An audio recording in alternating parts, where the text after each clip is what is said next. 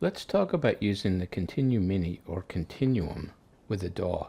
Perhaps you want to record the Continuum's output to a DAW and then you want to play back into the Continuum. Perhaps after editing the MIDI data in some way. Perhaps you want to record the Continuum midi into a DAW and play the MIDI back through a sound plugin, or maybe record in real time to a plugin like Omnisphere. Before we look at the DAW itself, however, the first thing that you need to understand is how the Continuum midi and Continuum deal with MIDI data, how its output, and to a lesser extent how its input is treated. We'll use the simple sine preset for this discussion in the utilities category, as we don't really care about the sound right now, but we will care greatly about MIDI and MPE related settings. I've noted the main things you'll want to consider when recording in the DAW in red here. First, we'll see having connection to the editor may or may not cause issues with DAWs. Second, your note priority. This is going to affect the order in which your channels are output. X bend, Y MPE or Z MPE or MPE plus settings, or just setting to a CC are going to greatly affect how you're going to think about recording in a DAW. Your note process is going to be important. Polyphony is going to be extremely important. Also, what your routing is, you have to make sure that you're routing MIDI appropriately. And finally, your DSP processing can have an effect on the MIDI output. Here I have a Continuum midi 2X processor. You could have a Continuum with 2X, 3X, or more processors, but you also might have a Continuum with 1X, and we'll talk about that a little bit as well. To start, let's talk about just the connection of your device. The Continuum midi and Continuum will differ slightly in how you approach the use with a DAW. The Continuum midi is a class-compliant USB device, and if you are in Windows and using a DAW or some other program that attaches to the Continuum midi device, you may have contention with trying to run another program that uses that device. For example, trying to run the DAW connecting to the Continuum midi device and then also trying to run the EaganMatrix editor can cause conflicts. I've found that on Windows you cannot use both at the same time. Mac, there I've found you can use them at the same time, and this really has to do with how Windows is grabbing the USB device when programs are running. Let's demonstrate that. I'll bring up MIDIOX, which is a PC-based MIDI display program, and I have a Continuum midi connected to my computer. I'll make sure that MIDIOX wants to record and display Continuum midi data.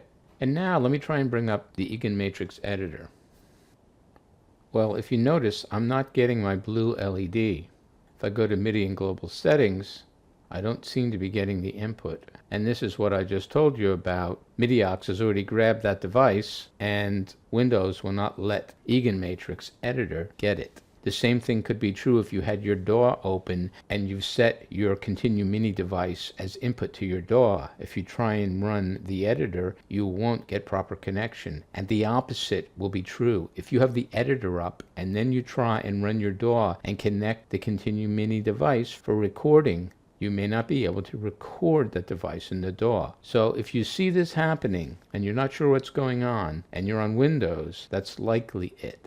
Let's get out of our MIDI program and let's bring the editor back up. We have our sine wave program. The default for sine wave is polyphony base 4+. This is expanded polyphony.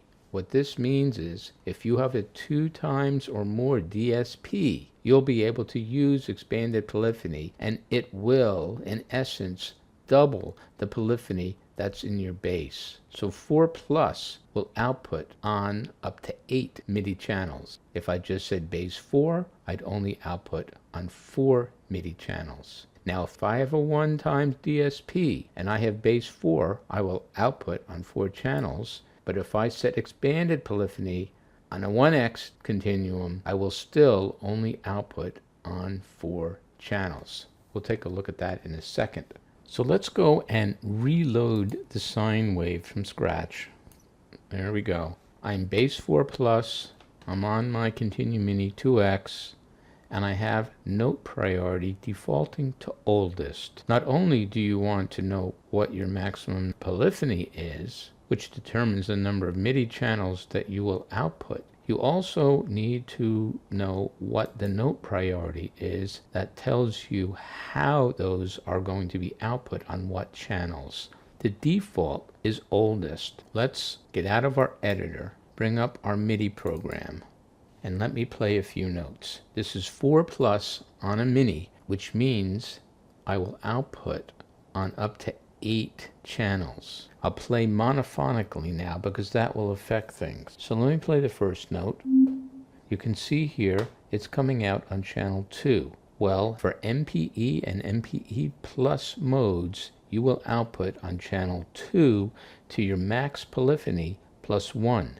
So if I continue to play notes now, my second note should come out on the next channel, channel 3, channel 4, channel 5, channel 6, channel 7, channel 8. It's 4+, so I have 8 channels. Channel 9 should be my last channel, and then I should cycle back around on channel 2. And that's what's happening.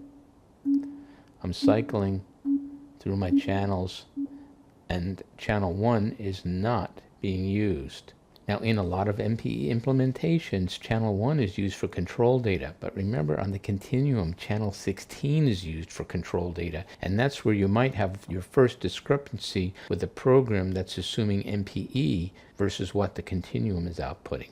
Now, I don't particularly like using oldest unless I have a program that totally deals with MPE, because you will not be able to predict what channel is going to be played at any time. Now, to review channel priorities, we just looked at the oldest, which assigns output to channels that were least recently used. You can use the same priority there as long as you're playing the same pitch. It will stay outputting on that channel. Or you can use lowest priority, which is the one I normally choose because it's the most predictable. It always assigns the output to the lowest channel number that is not already playing a note. And since a lot of the time, especially on the Continuum Mini, you're playing monophonically, this means that you're always outputting on channel 2 if you're in MPE or MPE plus mode, or channel 1 if you go out of that mode. And on the Continuum Mini, if you're playing duophonically, you know that you'll only ever be recording on channels 2 or 3 in MPE or MPE plus, or channels 1 and 2 if you're out of MPE modes. You can also use the high 1, high 2, high 3, and high 4 priorities, and these were intended if you're going to want to do overdubbing.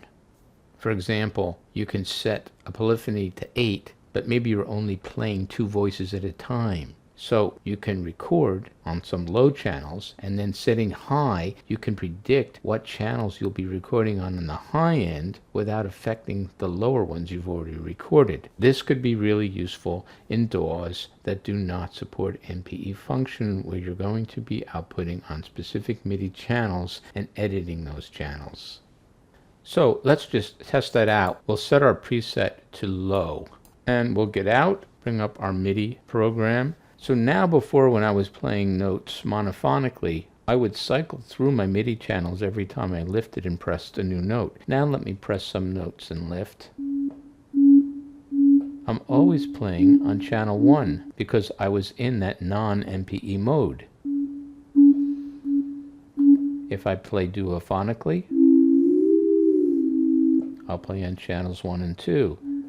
But no matter what I do, I know that I will never be playing on more than channels 1 and 2 in non-MPE mode, or 2 and 3 in MPE mode. Now, a very important thing to understand about the Continuum and Continuum Mini is the playing surface is very sensitive. So even though I think I'm playing monophonically, if there's even the slightest overlap of 2 notes when you're playing, you are going to output on more than one channel. So I can be very determined to only play monophonically, but the minute I try and play anything at any speed, I'm going to be overlapping a little bit, and you can see I've played 2 channels. And this is one of those things that if you're recording into a DAW that's not MPE compliant, you're going to be having monophonic lines that will overlap a little bit, and it can be very difficult then for you to reconstruct that to be the monophonic line you thought you were playing when you really were outputting on two different MIDI channels. This is why having a DAW that is MPE compliant can be very, very useful. So now I've switched to my half-size Continuum, which is an older L1X model. I have the same preset set here, base 4 plus. I'll set this MPE plus. I'll set this lowest channel number. We'll get out, bring up my MIDI editor. Now I need to set to my new device. And normally on the Continuum, you'll be using the UM1 that came with the unit, or perhaps another MIDI interface, but you must use the UM1 to download firmware to it, as most know. Now, of course, if I play a note, it'll be on the lowest channel. That's channel 2. I set this for plus. Let me try and play 5 notes at the same time. Here's the first one. 2, 3, 4. I can see 4 channels are output, but let me try and play the 5th note.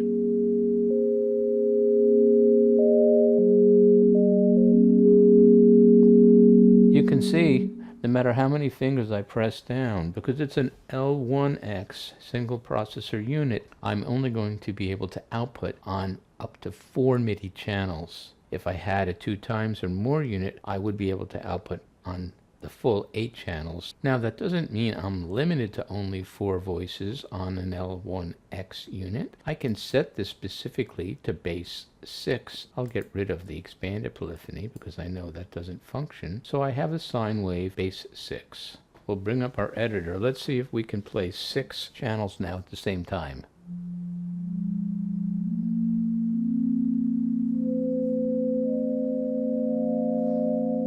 I can. So just be aware, if you have an L1X unit and you're not getting the polyphony you think you want, you can set it higher. However, you must realize some presets only can use a certain polyphony because they take a lot of resources. So just because you can set a preset to some high polyphony value, it doesn't mean the preset can actually play with that much polyphony. And normally, if that's the case where you're exceeding the polyphony for a preset, you'll get static coming out or noise or some other effect that you really don't expect. Let's take a look at X, Y, and Z settings. X is your pitch bend that defaults to 96, the full pitch bend range of the Continuum. You can set it to less. For example, if I have a half-size Continuum, I might only set it to 48. But mostly you'll want to set this in relationship to what your DAW supports, or more importantly, what some plugin or other MIDI device you're sending your DAW data to supports.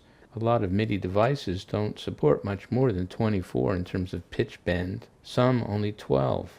There's some options here that are for input on channel 1 mode that we'll talk about later, but in terms of pitch bend output, you'll want to set this to one of the options above. Normally 96, 48, 24, 12, those are probably the most common options that you'll be using. Set it as high as you can to support the max pitch bend of whatever device you're sending to. Now we come to the modes. There are 3 basic modes of operation that you can set in a preset: MPE plus mode, MPE mode, or just standard CC mode. When you're set MPE plus or MPE, as we said before, you're going to output on channels 2 to max polyphony plus 1. But there are a few other things you need to look at. MPE plus mode gives you a 14-bit glitch and alias free operation on Z, and also higher resolution on Y. MPE mode gives you standard aftertouch resolution on Z, and Y is CC74, the normal brightness CC. Let's take a look at that. We're set MPE plus mode. We'll go to our MIDI monitor and play something. And you'll notice I'm outputting on my band, as I'd expect. I'm outputting brightness, which is basically Y position. If I move from bottom of Y to top, you'll see that change on the channel that I'm on now. You'll also see CC87 and channel aftertouch, channel pressure change when you press Z. CC87 in MPE Plus mode also serves a dual function. It gives you higher resolution on Y as well as higher resolution on Z. So CC87 plus channel aftertouch gives you that higher 14-bit resolution on pressure. Of course, you don't want to filter this out if you're playing back to the continuum. And if you've recorded this in a DAW, many devices aren't going to know what channel 87 is. They're only going to know aftertouch. Now if we go back and set ourselves to just MPE mode and play, you'll notice I don't get CC87 anymore. I only get my standard Y, CC74. I'll get pitch bend, and I'll get my channel aftertouch. Most MPE devices that you'll be outputting to are probably going to be supporting this and not the 14-bit extension we just talked about. So unless you're playing back into the continuum, you're probably best off setting your preset as MPE if you want to actually record and output MPE to some other device.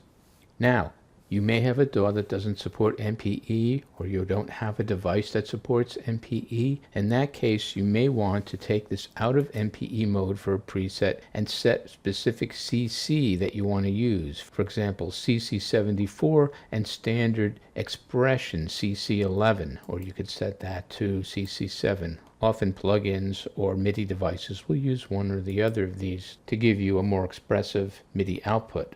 Now we'll go back to our monitor. Now you'll notice I'm not outputting aftertouch. I'm outputting my brightness on CC74 as I did before. I'm outputting bend, of course, and I'm outputting expression, which is CC11. Also, because I'm out of MPE modes, I'll be outputting on channels 1 to max polyphony, in this case 4, as opposed to when I'm in MPE or MPE Plus mode, when I'll be outputting on channels 2 to max polyphony plus 1. So this is important for you to understand if you're recording into a DAW, especially if you're outputting to some program that only takes CC11 or CC7 and doesn't know anything about channel aftertouch. So what's the maximum number of channels that you can output and play back on a Continuum Mini and a Continuum? A Continuum Mini can only output 8 channels, or 4 plus if you want to set that polyphony. Now the Continuum can output on channels 2 to 14 if you're in MPE or MPE Plus mode. Channels 15 and 16, especially 16, are reserved for controlled messages. Or if you take yourself out of MPE mode, you can output on all 16 channels on a Continuum. Here I have my Continuum set to be non-MPE or MPE Plus mode, and let's just quickly play something.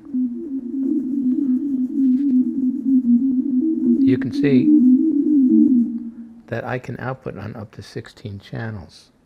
Well, now let's set MPE Plus mode, and we'll do the same thing.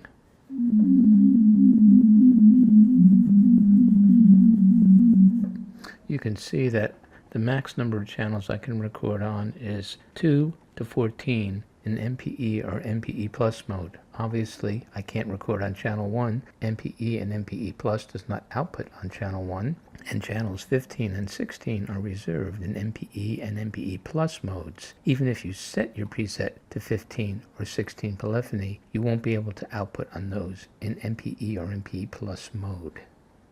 Before we talk about MIDI note values, let's say a few more words about the editor. With the Continuum editor, you don't have that USB class compliant Windows issue we saw with the Continuum Mini. You can run the editor while you're running a DAW. However, you have to be aware of a few things. First off, when you run the editor, let's look at our little MIDI monitor. If I clear this window, you'll notice CC111, CC117, CC118 are always active. This is because the editor does handshaking with the Continuum Mini. If I exit the editor and clear my status, you'll notice I don't get that handshaking. Now, it's unlikely that these CCs are going to be used in any program that you'll be using with your DAW, but it's something you should be aware of. Let's bring back our editor. Now when you're using the editor, or you could be using, say, a Haken controller or some other controller with a MIDI host connected to the Continuum without running the editor, the Continuum receives data on channel 1 to do various control operations, specifically barrels, gens, recirculator, AES input gain. All of these have channel 1 messages using different CCs that may conflict with some of the CC operation of other programs you're running in your DAW. Perhaps some plugins that you're assuming are using some of those CCs for certain things. We can see that here. When I brought up the editor, some initial values were sent on channel 1 and even on channel 2 in this case. Let me clear the status, and now I have a Haken controller hooked up that changes barrels, gens, and a few other things. Let me twiddle some knobs here and you'll see that I'm affecting different things on channel 1. And this applies to both the Continuum and the Continuum Mini if you are using an external controller. Also, the Continuum and Continuum Mini will receive note data on channel 1.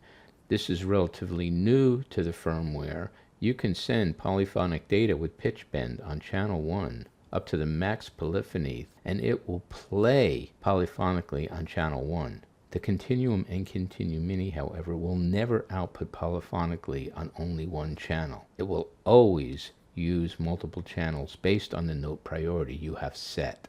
You can go to the manual and it will tell you all the CC channel 1 assignments that control various things, and you probably may want to avoid those in your DAW if the DAW is using a plugin, for example, that may assume some of these CCs. You may want to remap them if you can, or not use them in the Continuum or Continuum Mini if they are expected in that plugin.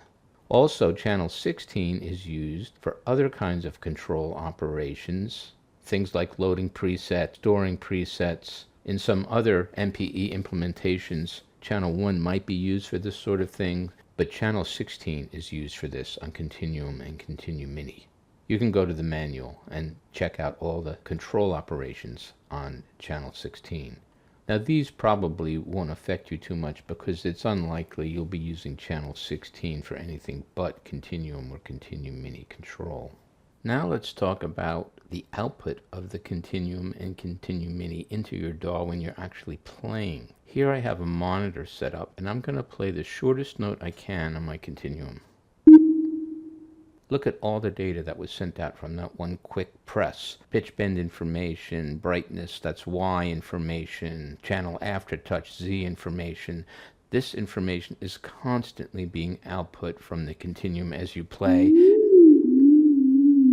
And you can see when I'm playing, a tremendous amount of data is going to hit your DAW when you're playing. Now, most DAWs can probably record this data, but if you're trying to play this data back into anything but the Continuum, you may have some issues. A plugin may not be able to handle this tremendous data stream. You can see in here, there's one note off in the midst of all this other information. Now let's talk about MIDI notes. I've filtered everything out in the MIDI monitor here except the note on, note offs, and I can play a few notes on the Continuum. It might be a little hard to read here, but the important thing to look at right now is in this data 2 column. This is the key velocity. You'll notice no matter what I'm doing, no matter how hard I press, hard or soft, velocity always comes out at the max value of 127. That's the default setting for the Continuum, because Continuum doesn't really use velocity when it's playing. It uses Z, the channel aftertouch, channel pressure. But your DAW may not deal with channel pressure, or a plugin you're using may not deal with that, and you may need to use key velocity for various things. Well, let's bring up the editor and now look at the note process option. The default is static velocity. That's a velocity that is always 127, as we said. We can change that to dynamic velocity, and that then uses a key velocity depending on the initial finger velocity. Let's change that and see how that changes in our monitor. Now, if I press lightly, you'll see data 2 is now very low, 01. If I press a little harder initially, It's now 6. Let me tap it quickly hard. And we're already up to 73. However, the problem here is when you play Continuum, you really don't bang on it. You don't press extremely hard. The extreme nuance possible on the Continuum really lies in the first half or even quarter of the fingerboard. So while you can get high value velocities out of the Continuum, you likely will not be doing that with normal playing. This is one of these discrepancies that you'll have to deal with your DAW. You may have to manually edit note velocities, maybe with a drawing program in your DAW, if you need them to feed into some program. Now there are some other options for note process. Formula velocity. This is key velocity from EaganMatrix formula. There are some presets that use this, but it's beyond the discussion we need here. And then you can choose not to output velocities at all. There's a mode for the Ethervox theremin that we really don't care about. And then there's a chemo mode. Again, we're not really talking about that in this discussion. So you'll be using either static velocity or dynamic velocity almost all the time. We can say a few words about the MIDI routing at the top right corner of the editor. You can route MIDI to the CVC, to the DSP, to the outputs. You can control how it's input versus output. You normally won't care much about this. You can go to the manual. There's an explanation there. The one thing you may want to occasionally do, you may want to play the Continuum output, but not have any MIDI input being processed. For example, when you're playing, you don't want to have some external program changing presets on you by mistake, other things like that. So if you need to route your MIDI, you can click on one of these LEDs. For example, I can click on the output to turn it off. Now when I go to the MIDI monitor, it doesn't matter what I'm playing. The only thing I see are the control messages that are going between the editor and the monitor. If I go in, if I turn that back on, go back to my monitor, now you can see the MIDI is output as I would expect. Now round rate will affect the MIDI output to a certain degree. If I don't have any rounding and I look at the MIDI monitor, I've deleted everything here except pitch bend and note on, note off. You can see a ton of pitch bend information is going to be output, and I can go back and turn the rounding up, but even at a high level I'm still going to be generating a lot of pitch bend messages. If I turn it all the way up, then I'll see a few pitch bend messages, because if I press and do a portamento,